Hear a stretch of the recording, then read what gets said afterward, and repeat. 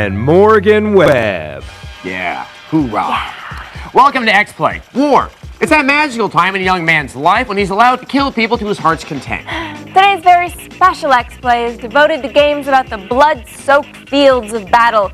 It's like a buffet of state-sponsored carnage. On this show, we're not killing aliens or anthropomorphic mushrooms. We're killing human beings just because they happen to live in the wrong country. War is the rare moment when it's okay to hate someone because of their nationality. Today, we killed Germans in Call of Duty 2, Big Red One for the Xbox. We killed communists in Viet Cong 2. We killed states' rights separatists in Shattered Union. And terrorists in Without Warning. Then we go back and kill some more Germans in Call of Duty 2 for the PC. People love to kill Germans. Well, Germans love to kill people, so it kind of balances out. Right. Well, the point is there are lots of World War II games, and most of them suck. But some of them manage to look at the same old war in a new way, like Call of Duty did back in 2004. Here's a review of its console spin-off, Call of Duty 2 Big Red One for the Xbox. Animaniacs was amazing. It's unfortunate the game has to have such simplistic gameplay to cater to, you know, children.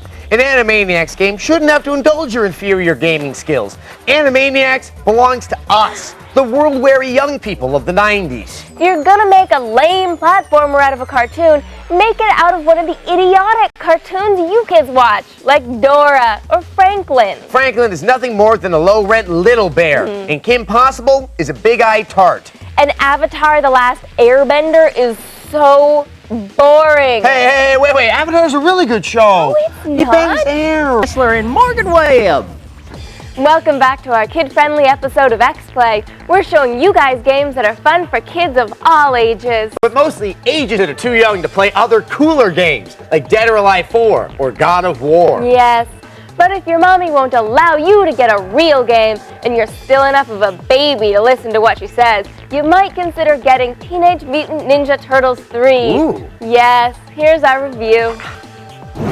Teenage Mutant Ninja Turtles 3 is exactly the kind of mediocre, inoffensive game that is certain not to corrupt your naive little minds. But please, remember kids, if you'd like to broaden your horizons by playing more mature games, there's always the option of stealing your mom's credit card and using an online retailer that doesn't require ID to purchase a game like GTA, San Andreas, or maybe a nice Henry Miller novel. Yes, Tropic of Capricorn, that'll teach you some real life lessons. Wrestler and Morgan Webb. Hey kids, welcome back. You're still here, huh? We really don't have that many family-friendly games to offer. Natsume can only do so much. But there are always games from our naive past, back in the 80s, when all games were acceptable for children's consumption. Here's one of those old-school titles updated for a new generation.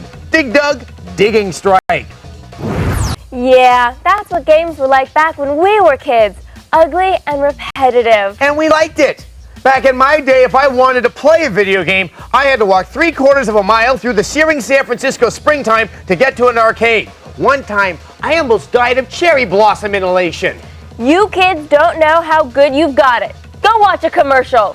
But be sure to come back. I've got a special surprise for you. Wrestler and Morgan Webb.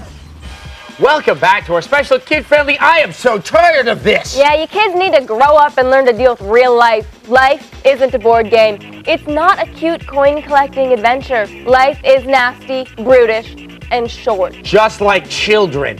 Here's our preview of Painkiller Hell Wars. Maybe you'll learn something. Maybe.